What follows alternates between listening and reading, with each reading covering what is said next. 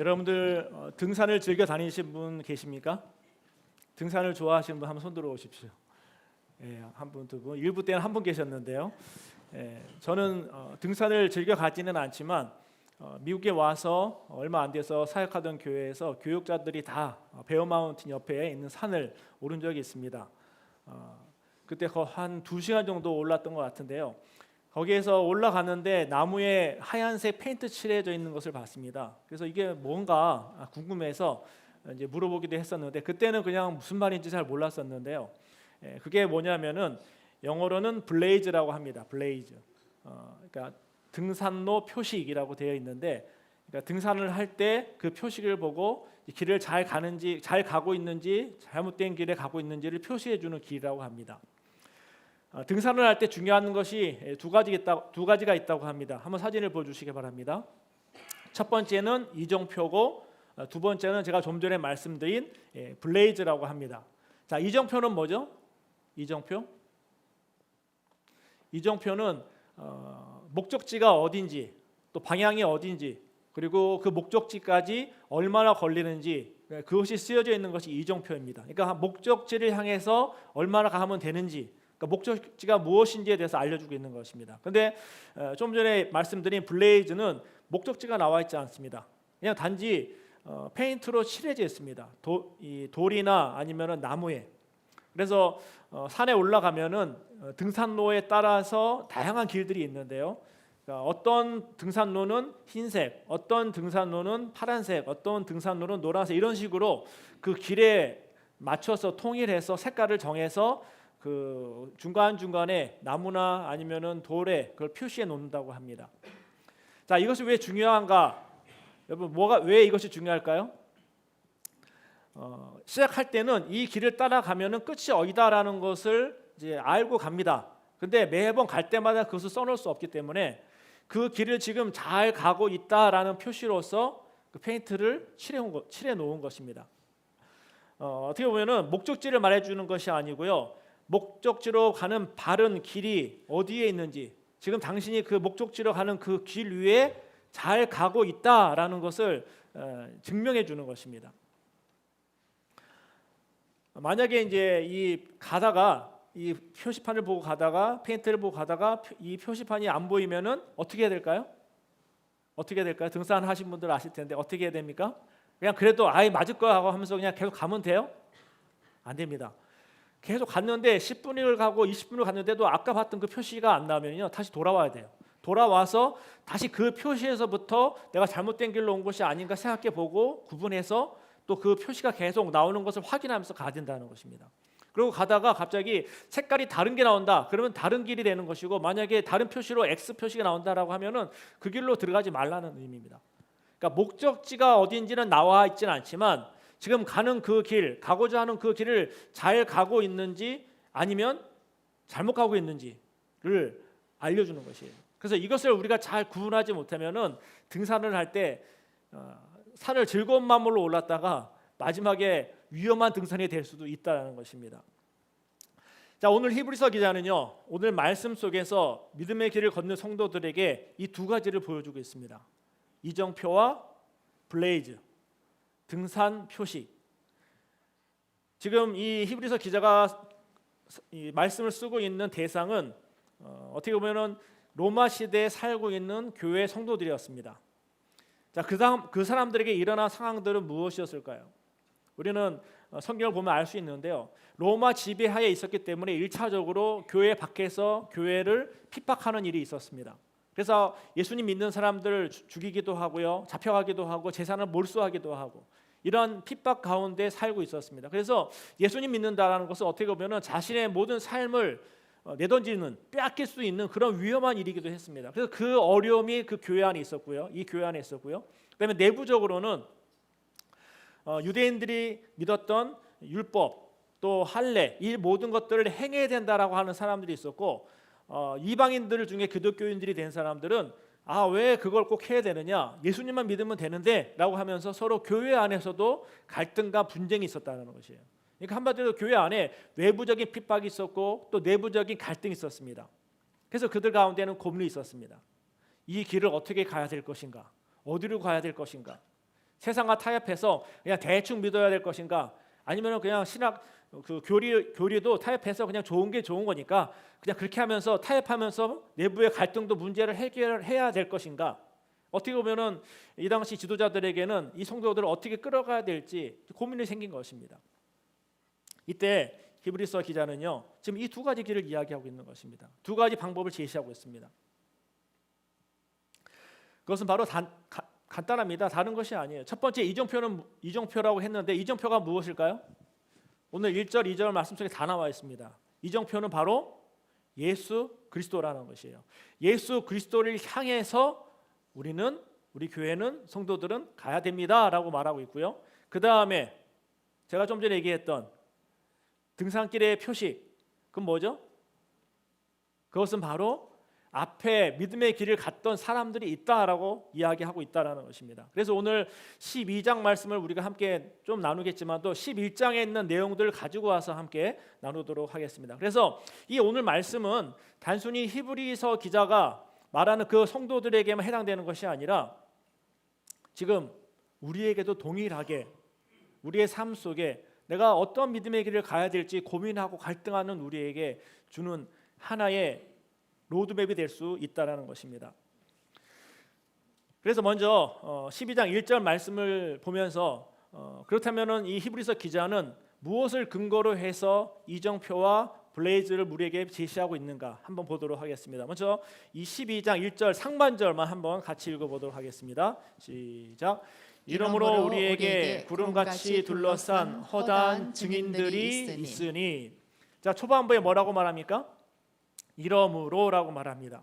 제가 아까도 말씀드렸지만 히브리서 기자는요, 이 교회 성도들에게 이정표와 블레이즈를 이야기하기 위해서 이러므로라고 말하면서 11장에 나와 있는 믿음의 길을 걸어간 사람들에 대해서 지금 이야기하고 있습니다.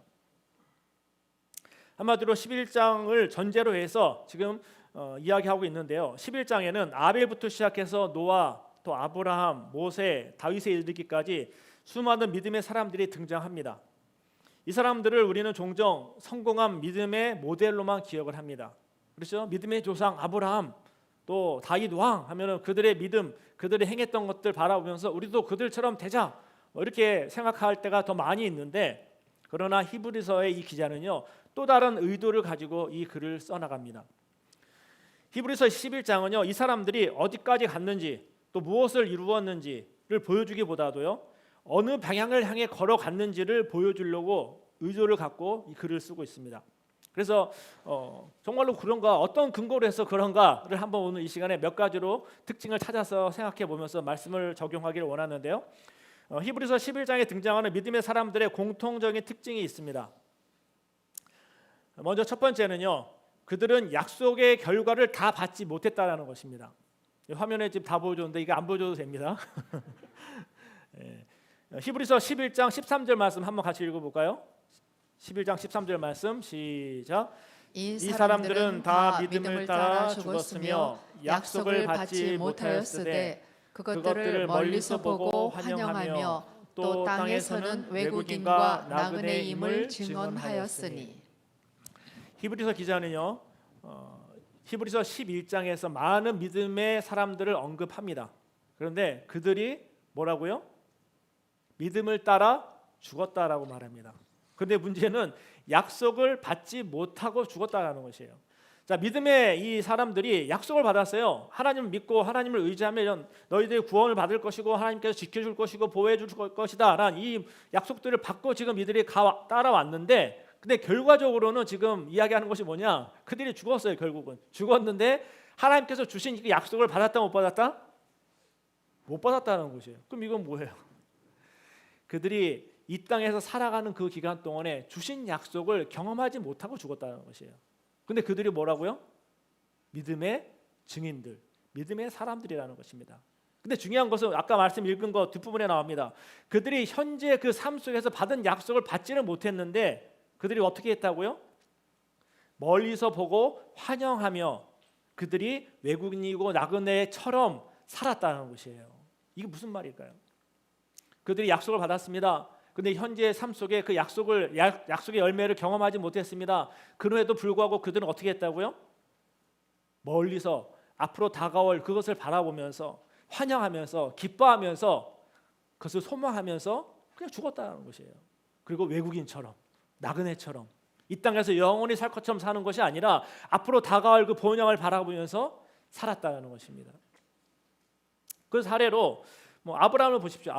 아브라함한테 하나님께서 어떤 약속을 주셨습니까? 하늘의 별들처럼 또 바다의 모래처럼 수많은 자손을 주겠다고 했어요. 그렇죠? 근데 자손이 꼴랑 누가 하나 줬습니까? 누구예요? 기억 안 나세요? 그 혈통에서는 아브라함과 사라 사이에서는 이삭 하나만 주셨어요. 나중에는 영적으로 보면은 정말 아브라함의 믿음을 통해서 영적인 후손들이 많아집니다. 그러나 실제로 아브라함의 삶 속에서는요, 하나님의 그 약속을 경험하지 못했습니다. 아브라함만 그렇습니까? 그 아브라함의 후손 이삭, 야곱도 마찬가지입니다. 그들도 동일하게 그 아버지, 할아버지 같은 동일한 약속을 받았습니다. 그러나 그들도 마찬가지로 성취를 경험하지 못하고 그냥 장막에서 거하다가 이사하며 다니다가 죽습니다. 이것이 히브리서 기자가 말하고 있는 믿음의 사람들의 삶의 특징이라는 것이에요. 두 번째입니다. 두 번째는 히브리서 11장 32절 33절 말씀인데요. 그들은 실패와 연약함을 경험했다는 것입니다. 한번 같이 읽어볼까요? 히브리서 11장 32절 33절 시작. 내가 무슨 말을 더하리요? 기드온, 바락, 삼손, 입다, 다윗 및 사무엘과 선지자들의 일을 말하려면 내게 시간이 부족하리로다. 그들은 믿음으로 나라들을 이기기도 하며 의를 행하기도 하며 약속을 받기도 하며 사자들의 입을 막기도 하며. 자, 오늘 지금 이 짧은 구절이지만 이 구절에서 나오는 기드온, 바락, 삼손, 입다, 다윗, 사무엘 또 선지자들 쭉 이야기하는데요. 근데 이 사람들이 다 오늘 뒷부분 33절에서 말한 것처럼 믿음대로 행해가지고 다 승리했던 사람입니까? 그들의 인생이 다 별 문제 없이 정말로 믿음대로 모든 문제가 있을 때마다 시험 있을 때마다 이기면서 결국 승리했습니까? 그렇지가 않아요. 보십시오. 기드온은 하나님의 부르심 앞에서 어떻게 합니까? 기드온은 하나님께서 기드온을 부르셨을 때 기드온이 주님 내가 가겠습니다 맡겨주시옵소서 그랬습니까? 그렇지 않았어요. 기드온은 끊임없이 표적을 요구합니다. 정말로 하나님 이거 해야 된다면 표적을 보여주십시오. 또 표적을 보여주십시오. 그냥 두려움과 걱정 가운데 벌벌벌 떨던 사람이었습니다. 삼손은 어땠습니까? 반복되는 육체의 욕망 앞에 그냥 여자 하나에 무너져 버렸습니다. 두 눈을 뽑혀버렸어요. 하나님께서 주신 그 사명을 결국은 유혹 하나 때문에 다 잃어버렸습니다. 다윗은 어떻습니까? 하나님께서 이스라엘의 왕으로 세우셨는데 그 마음속에 올라오는 간음, 또 그 간음 때문에 살인까지 저지르는 깊은 죄의 수렁에 빠져들어가는 그런 인생이 되어버렸다는 것이에요. 자, 제가 만약에 히브리서 기자라면요, 이 사람들은 뺐을 거예요. 여러분 어떻게 하시겠습니까? 이 사람들 넣을 거예요, 아니면 뺄 거예요? 뺄 거예요. 왜냐하면 믿음의 사람이어야 되는데 실수가 있고 유혹에 넘어지고 겁쟁이고. 근데 지금 히브리서 기자는요, 이들이 누구라고 말하고 있습니까? 믿음의 사람들이다라고 말하고 있습니다. 히브리서 11장은요, 이들의 실패를 숨기지 않으면서도 믿음의 증인이라고 지금 이들을 포함하고 있다는 것이에요. 이 말은 무슨 말이냐?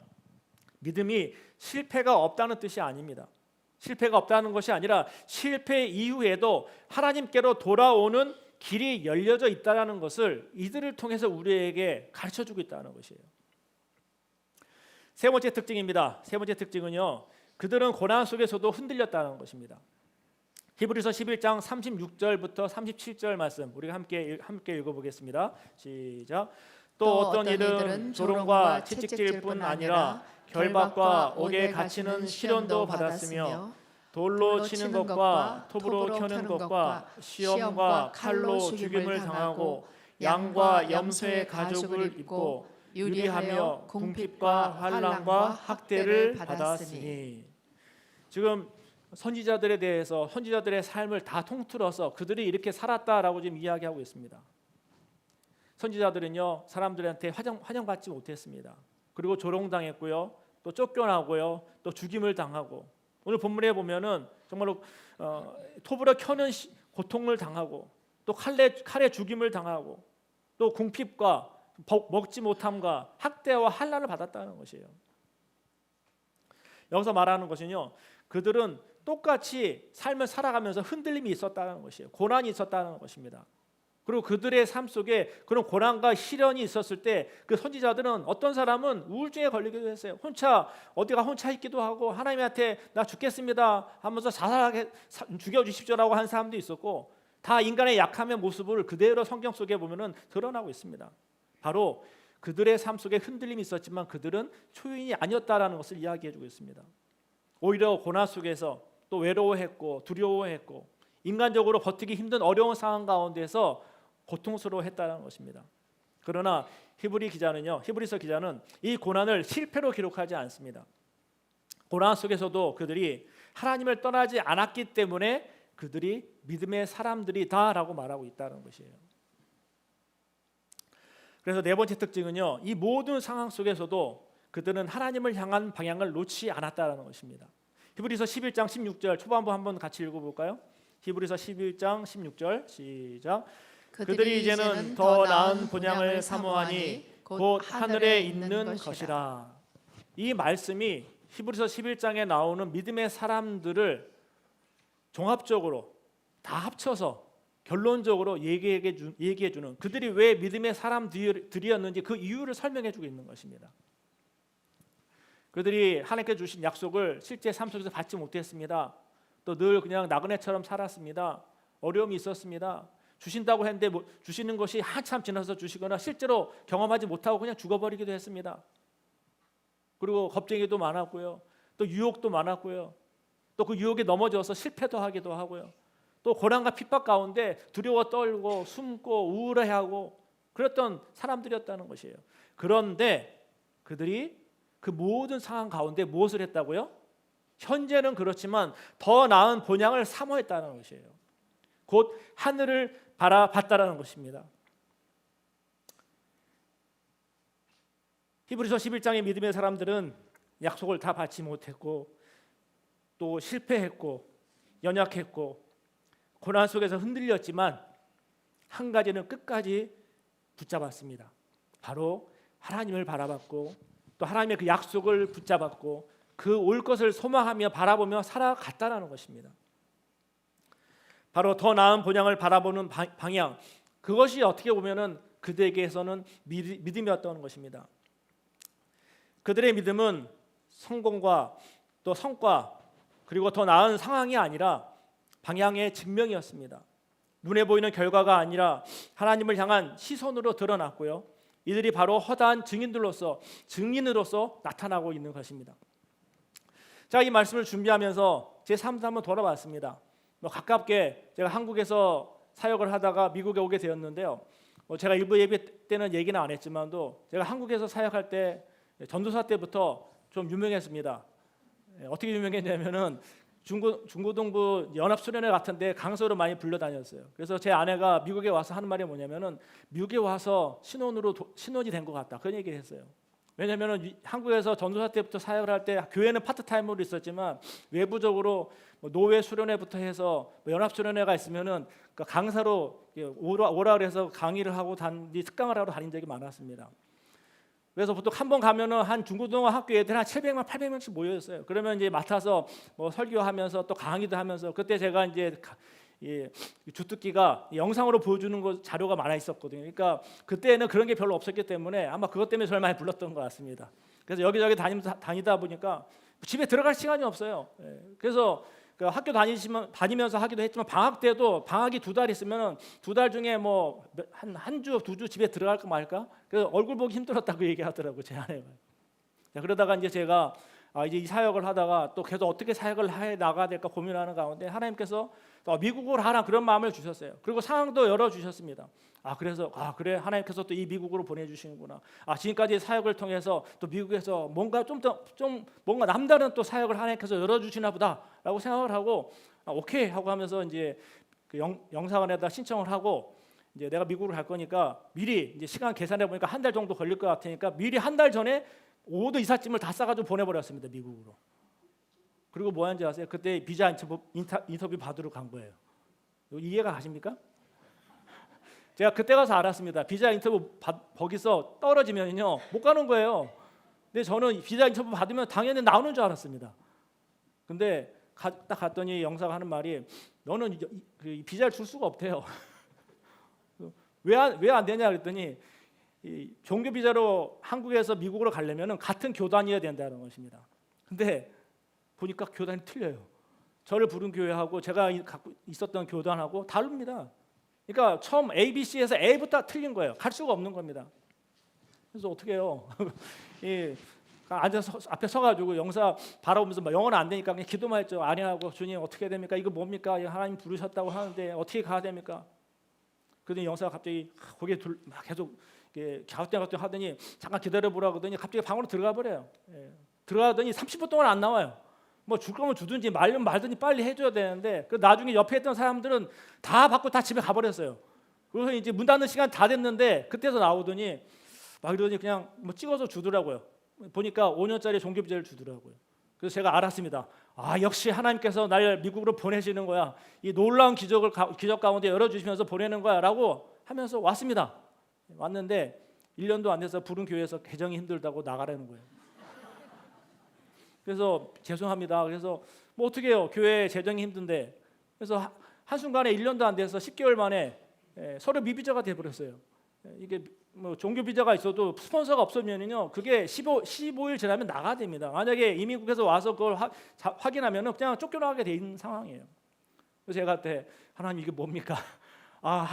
이렇게 될 것 같으면 그냥 한국에서 계속 그냥 그 사역 잘해서 뭐 좀 이렇게 잘 나가면 좋을 텐데 왜 갑자기 미국으로 오게 해가지고 그것도 신분 문제 이게 신분 문제 알지도 못했습니다. 와 보니까 이게 문제가 보통 일이 아니더라고요.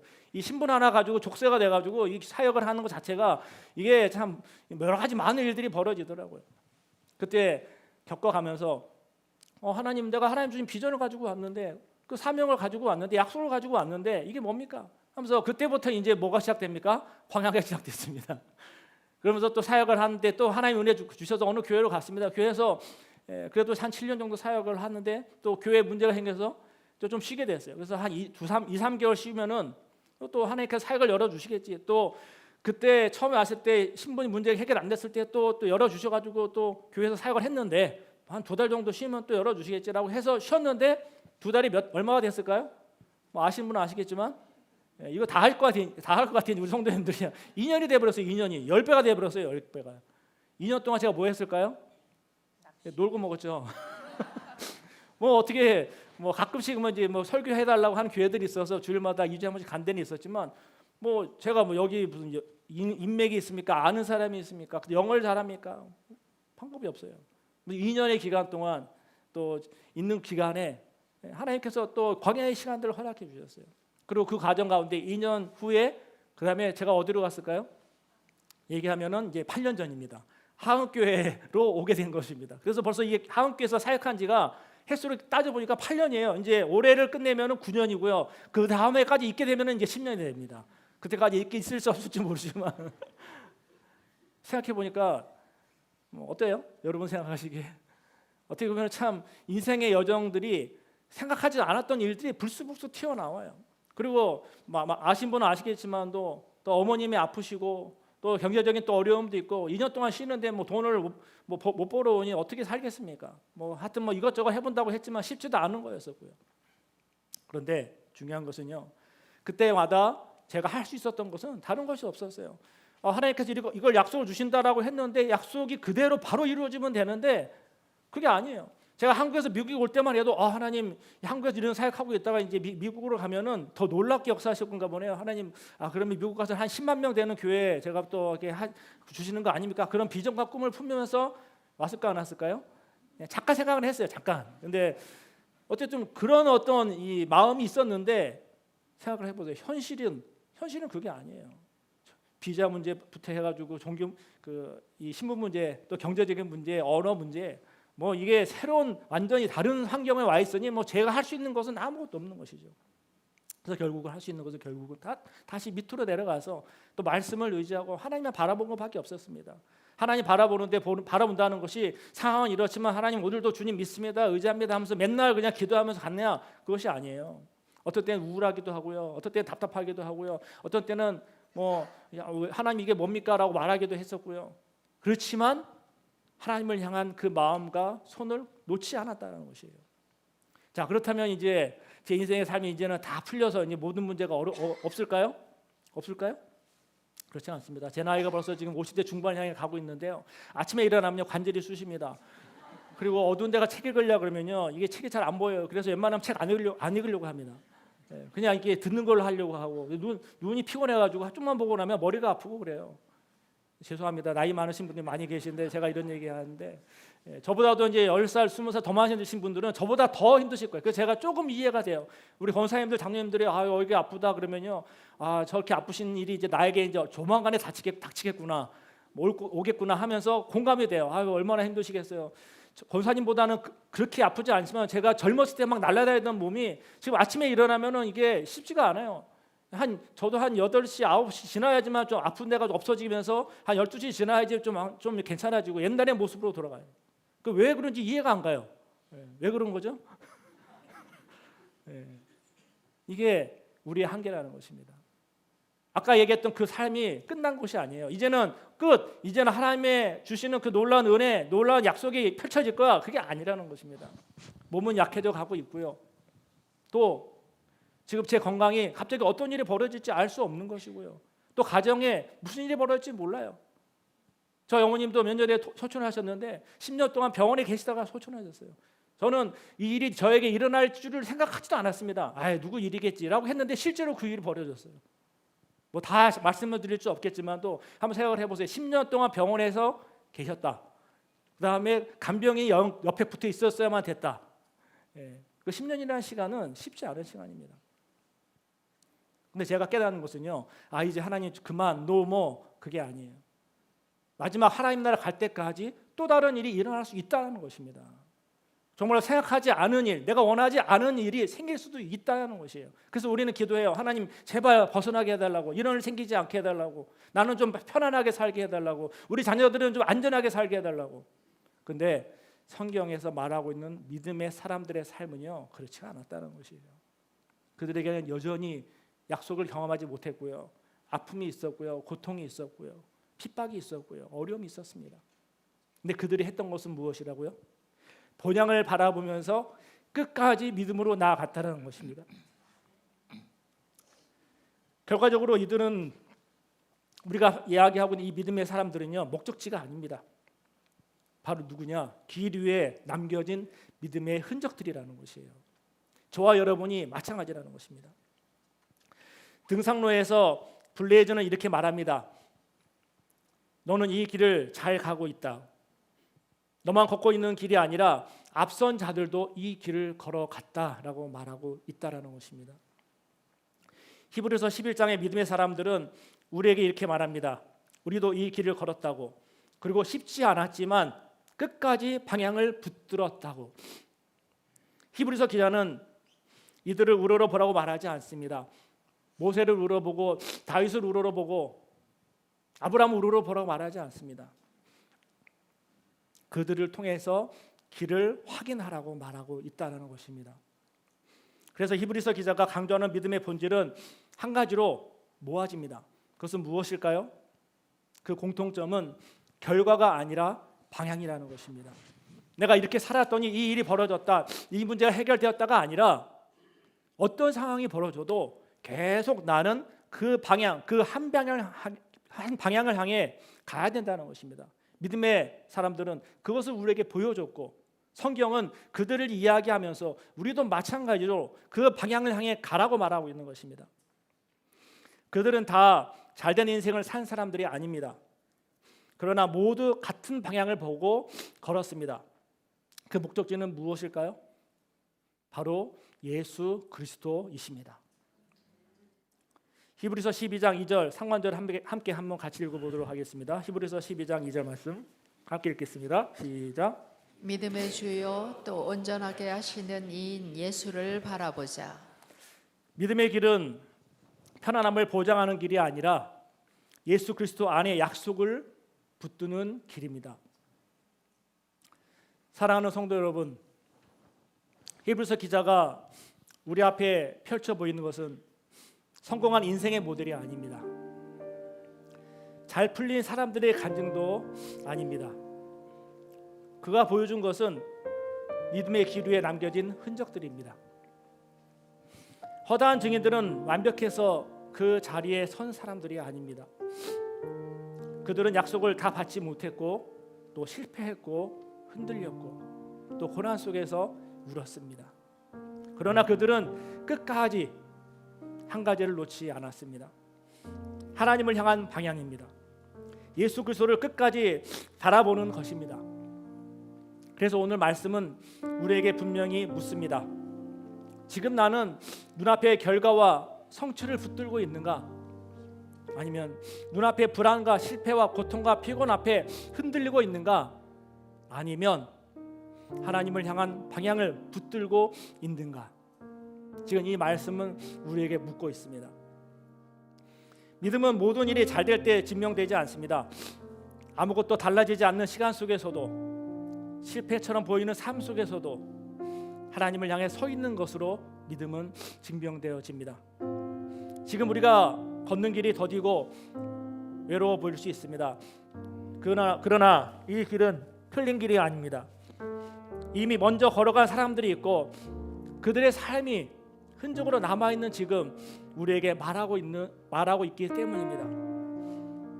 너도 이 길 위에 있다고. 너 혼자가 아니라고. 우리는 이 길을 끝까지 걸어가야 합니다.